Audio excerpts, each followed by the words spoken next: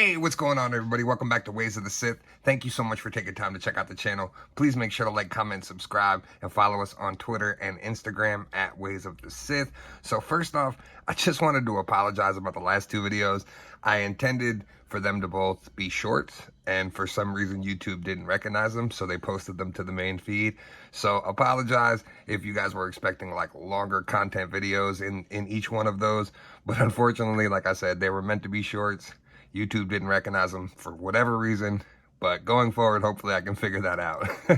But this is episode 3 of Comic Relief, and this week we got some great comics. We got Hidden Empire finally kicking off with Star Wars, Amazing Spider-Man taking a crazy turn, and Fantastic Four starting up with their new reboot after the Dan Slott run. So let's get into these and check them out.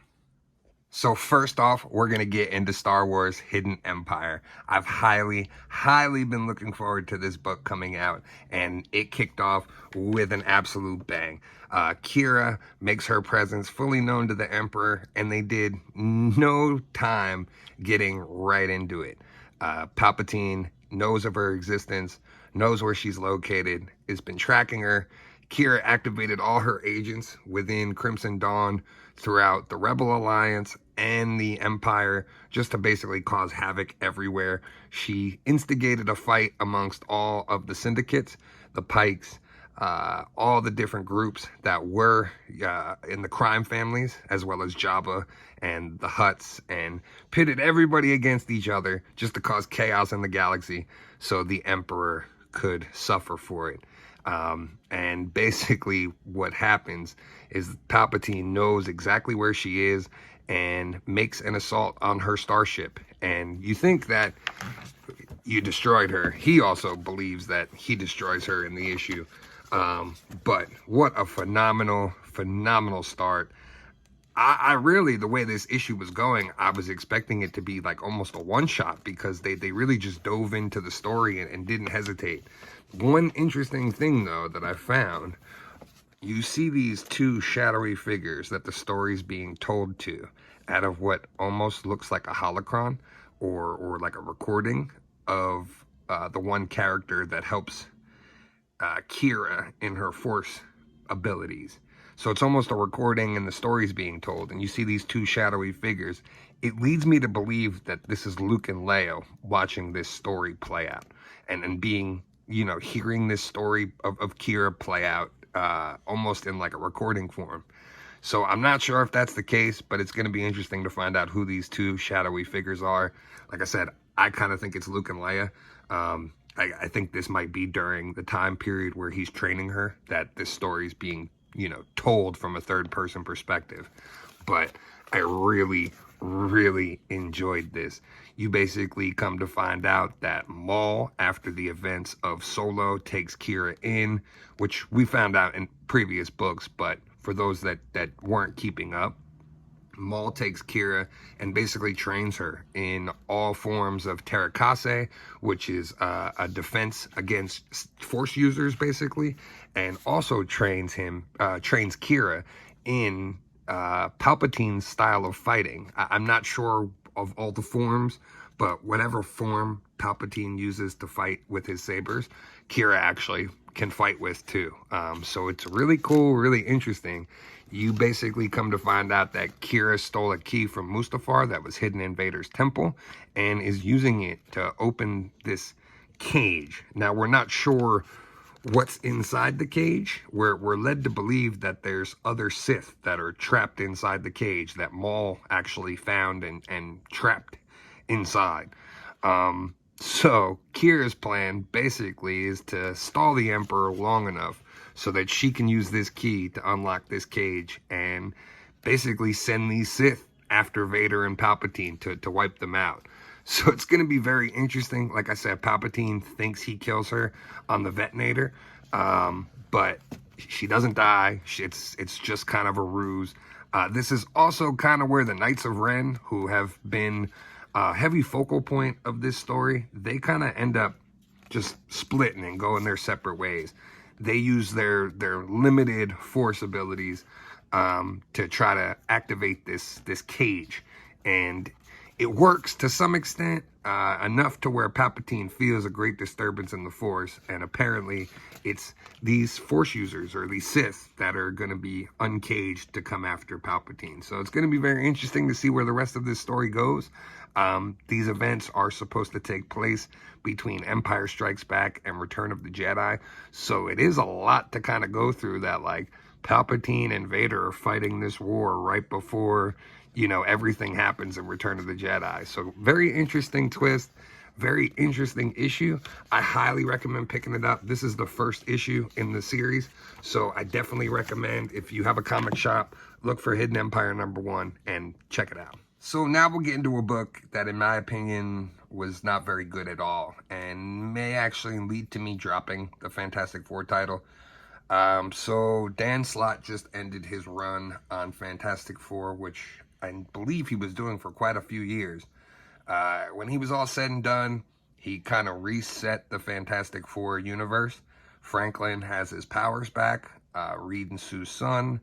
Val is still the incredible genius she is. Doom is kind of more of like an anti-hero. He helped them, but it was a very complicated situation. This is basically the reset of all that. And for whatever reason, the Fantastic Four basically are all split apart.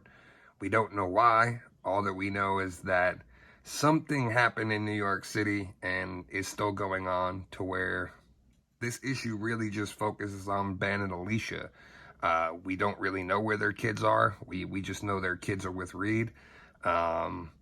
It's kind of a weird story where they're stuck in this little small town that's stuck in a time loop and hasn't evolved, and it's just very strange. I don't really think this was the best way to approach a first issue.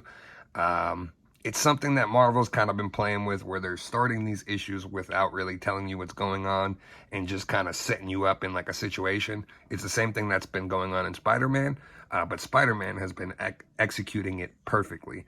We're going to get into one of the issues of Spider-Man, and it was absolutely phenomenal. So far, the jury's not in on this book yet. I'll pick up the second issue and see where it goes, but right now I'm on the fence. This might be cut out from my pull list. And last but not least, we get into The Amazing Spider-Man. And like I tell you guys in each one of these episodes, every time I have a Spider-Man book, this is probably my favorite Spider-Man run that they've done in quite some time. I love the adult, serious approach to Peter, and the fact that, like, he's struggling and going through stuff, but it's not like the typical younger Peter, you know, nonsense. It's not the stereotypical stuff, I guess you should say. It's more struggling with good and bad and decisions and things happening like a normal adult has to deal with. So to me, this book has really resonated. This book set up basically was the showdown with Ned Leeds and Roderick Kingsley, who are both hobgoblins. Yes, if you hear Ned Leeds, the character from Amazing Spider-Man movies, he is the hobgoblin in the Spider-Man comic universe. So that's kind of why that joke was a running trend about I'll never turn on my friend. Well, in the comics, he did.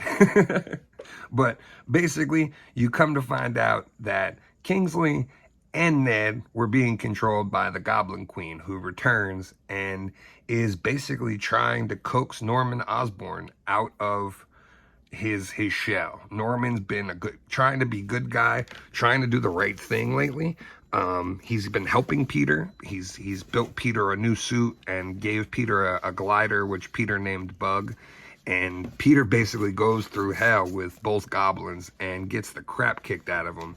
Norman's in the hospital, and somebody drops off his laptop to him where he has all the plans for this new suit and glider. And now he is the Gold Goblin. Very interesting approach. It's going to be interesting to see how long Norman can stay being a good guy. Basically, he beats Ned Leeds within an inch of his life at the very end of this issue, to the point where Peter's got to stop him from killing Ned.